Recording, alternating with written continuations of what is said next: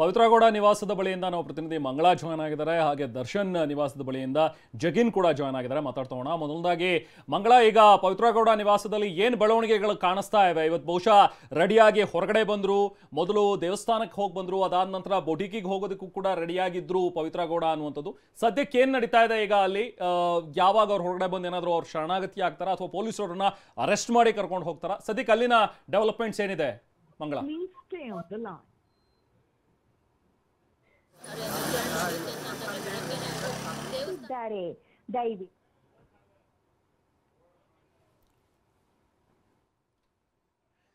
ಬಹುಶಃ line connect ಆಗ್ತಾ ಇಲ್ಲ ಅನ್ಸುತ್ತೆ. ಎನಿವೆ ನೋಡೋಣ. ಈಗ ಸದ್ಯಕ್ಕೆ ಪವಿತ್ರ ಗೌಡ ನಿವಾಸದಿಂದ ನೋಡ್ತಾ ಇರುವಂಥ ಈ ದೃಶ್ಯಗಳು ಈ ಬೆಳಗ್ಗಿಂದನೇ ನೋಡಿದ್ವಿ. ಇವನ್ನೆಲ್ಲವೂ ಕೂಡ ಕೆಲವೊಂದಷ್ಟು ಜನ ಸಿವಿಲ್ ಡ್ರೆಸ್ಸಲ್ಲಿ ಬಂದಿದ್ದರು ಪೊಲೀಸರು ಮೊದಲು. ಅದಾದ ನಂತರ ಇನ್ಸ್ಪೆಕ್ಟರ್ ಕೂಡ ಅಲ್ಲಿಗೆ ಬಂದು ಒಂದು ಬಂದೋಬಸ್ತನ್ನು ಅಲ್ಲಿ ನಿಗಾ ವಹಿಸಿದ್ದಾರೆ. ಯಾಕಂದರೆ ಸಹಜ ಇವತ್ತು ಬೇಲ್ ಕ್ಯಾನ್ಸಲ್ ಆಗಿರೋದ್ರಿಂದಾಗಿ ಇನ್ನು ಅವರು ಹೋಗಿ ಸರೆಂಡರ್ ಆಗಬೇಕು, ಇಲ್ಲ ಅವ್ರನ್ನ ಅರೆಸ್ಟ್ ಮಾಡಬೇಕು, ಈ ಥರದ ಒಂದಷ್ಟು ಪ್ರೊಸೀಜರ್ಸ್ ಈಗ ನಡಿಬೇಕಾಗಿದೆ. ಹಾಗಾಗಿ ಅಭಿಮಾನಿಗಳು ಕೂಡ ಬರೋದು, ಅಲ್ಲಿ ಬಂದು ಸುಮ್ಮನೆ ನ್ಯೂಸೆನ್ಸ್ ಕ್ರಿಯೇಟ್ ಆಗೋದು, ಇದೆಲ್ಲವಕ್ಕೂ ಕೂಡ ಏನೂ ಅವಕಾಶ ಕೊಡಬಾರ್ದು ಅನ್ನೋ ಒಂದು ನಿಟ್ಟಿನಲ್ಲಿ ಪೊಲೀಸರು ಹೆಚ್ಚಿನ ಭದ್ರತೆಯನ್ನು ಈಗ ಅಲ್ಲಿ ನಿಯೋಜನೆ ಮಾಡಿದ್ದಾರೆ. ಸೊ ಪೊಲೀಸರು ಕೂಡ ಈಗ RR ನಗರದ ನಿವಾಸದ ಬಳಿನೇ ಇದ್ದಾರೆ. ಇನ್ನೂ ಕೂಡ ಪವಿತ್ರ ಗೌಡ ಒಳಗಡೆ ಇದ್ದರು, ಬೆಳಿಗ್ಗೆ ಟೆಂಪಲ್ಗೆ ಹೋಗಿ ಬಂದಿದ್ದು, ಅದಾದ ನಂತರ ಮತ್ತೆ ಬೊಟಿಕಿಗೆ ಹೋಗೋದಕ್ಕೆ ಅಂತೇಳಿ ಅವ್ರು ರೆಡಿಯಾಗಿದ್ದು. ಸೊ ಈಗ ಸದ್ಯಕ್ಕೆ ಒಂದಷ್ಟು ಡೆವಲಪ್ಮೆಂಟ್ಗಳು ಅವರ ನಿವಾಸದ ಬಳಿನೂ ಕೂಡ ಕಾಣಿಸ್ತಾ ಇವೆ.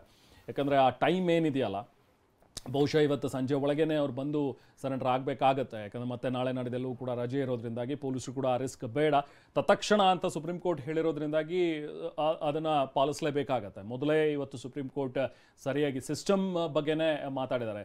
ಒಂದು ಇಡೀ ಸಿಸ್ಟಮು ಒಬ್ಬ ವ್ಯಕ್ತಿಗೋಸ್ಕರ ಈ ಥರದ ಬಳಕೆ ಆಗೋದು, ಮಿಸ್ಯೂಸ್ ಆಗುವಂಥದ್ದು ಅದು ಸರಿಯಲ್ಲ ಅನ್ನುವಂಥದ್ರ ಬಗ್ಗೆಯೂ ಕೂಡ ತನ್ನ ತೀರ್ಪಿನಲ್ಲಿ ಅಭಿಪ್ರಾಯವನ್ನು ವ್ಯಕ್ತಪಡಿಸಿತ್ತು ಸುಪ್ರೀಂ ಕೋರ್ಟ್. ಸೊ ಹಾಗಾಗಿನೇ ಈಗ ಪೊಲೀಸರು ಕೂಡ ಅಲರ್ಟ್ ಆಗಿದ್ದಾರೆ.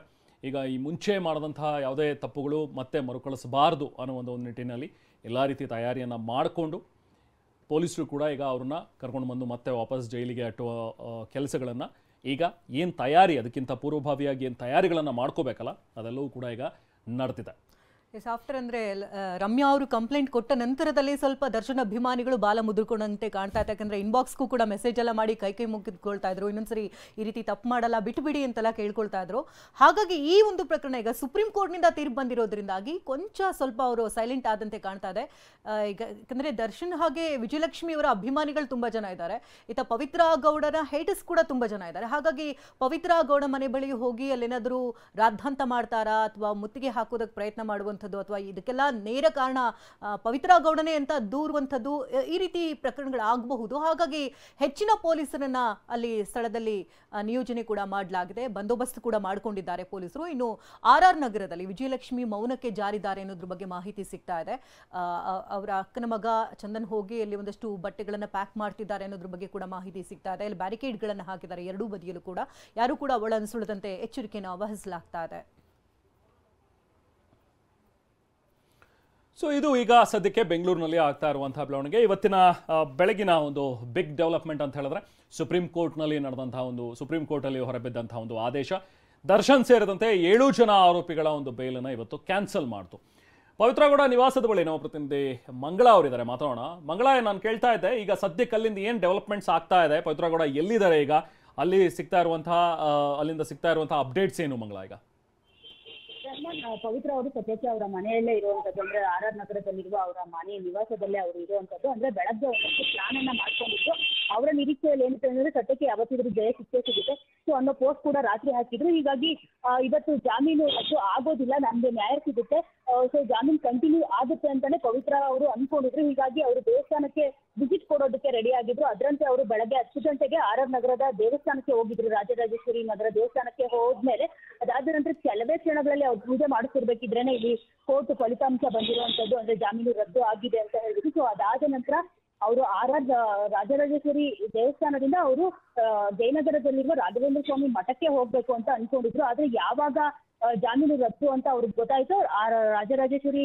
ದೇವಿಗೆ ಒಂದು ಪೂಜೆಯನ್ನ ಸಲ್ಲಿಸಿ ಅದಾದ ನಂತರ ಸೀದಾ ಅವರು ಮನೆಗೆ ಬಂದಿರುವಂತದ್ದು. ಸದ್ಯಕ್ಕೆ ಮನೆಯಲ್ಲಿ ಈ ವಿಷಯ ಗೊತ್ತಾದಾಗಿಂದ ಅವರು ಕಣ್ಣೀರು ಹಾಕ್ತಿದ್ದಾರೆ ಅಂತಾನೆ ಅಂದ್ರೆ ಪವಿತ್ರ ಗೌಡ ಅವರ ಮೂಲಗಳು ಹೇಳ್ತಿರುವಂತದ್ದು. ಜೊತೆಗೆ ಏನು ಸಾಕಷ್ಟು ಕೆಲಸಗಳನ್ನ ಅವರು ಇಟ್ಕೊಂಡಿದ್ರು, ಜಾಮೀನು ರದ್ದಾಗುತ್ತೆ ಏನೂ ಆಗೋದಿಲ್ಲ ಅಂತ ಅನ್ಕೊಂಡು ಒಂದಷ್ಟು ಅಂದ್ರೆ ಆಗಸ್ಟ್ 8ರಂದು ವರಮಹಾಲಕ್ಷ್ಮಿ ಹಬ್ಬಕ್ಕೆ ಅವರು ತಮ್ಮ ರೆಡ್ ಕಾರ್ಪೆಟ್ ಸ್ಟುಡಿಯೋನ ಮತ್ತಷ್ಟು ವಿಸ್ತೃತಗೊಳಿಸಬೇಕು ಅಂತ ಹೇಳ್ಬಿಟ್ಟು ಆನ್ಲೈನ್ ಅಲ್ಲಿ ಬಟ್ಟೆಗಳನ್ನ ಸೇಲ್ ಮಾಡೋದಕ್ಕೆ ಅವರು ಕ್ಲಾತಿಂಗ್ ಡಿಸೈನರ್ ಬೇಸ್ ಕ್ಲಾತಿಂಗ್ ಗಳನ್ನ ಸೇಲ್ ಮಾಡೋದಕ್ಕೆ ಅವರೆಲ್ಲ ರೀತಿಯ ಸಿದ್ಧತೆಗಳನ್ನ ಮಾಡ್ಕೊಂಡಿದ್ರು.